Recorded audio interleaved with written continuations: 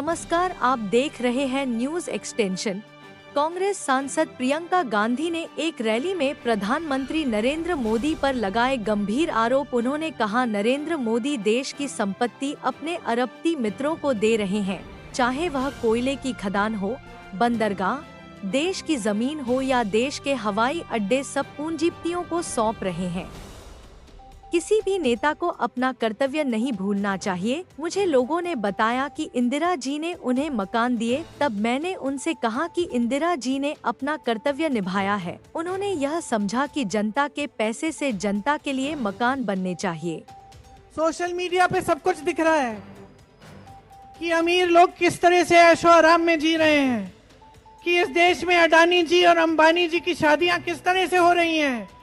जितना बड़ा ये है, जितनी बड़ी ये किताब है हमारे संविधान की, उतने बड़े बड़े गहने हैं इनके, मोटे मोटे, पूरा देश देख रहा है। ये जी रहे हैं आराम में, ये ऐश कर रहे हैं, इस देश की संपत्ति इन्हें दी जा रही है। मोदी जी सब कुछ अडानी जी को दे रहे हैं, सब कुछ अंबानी जी को दे रही हैं। देश की बिजली, देश के कोयले के खदान, देश के बंदरगाह, देश की जमीन, देश के हवाई अड्डे, देश का पेट्रोल, सब इनका। अरे किसका है ये?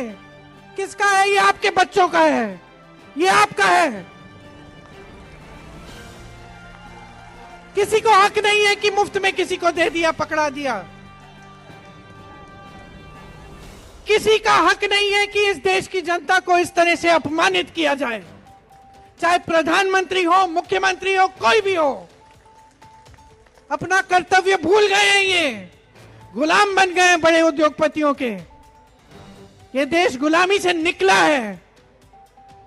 इस देश के नेताओं को खड़ा होना चाहिए। इस देश के नेताओं का कर्तव्य है कि इस देश को बेचे नहीं, लेकिन इन दोनों ने इस देश को बेचा है। ईमानदारी का मुखौटा है इनका। इनके 10 सालों का राज देखो, क्या मिला है जनता को।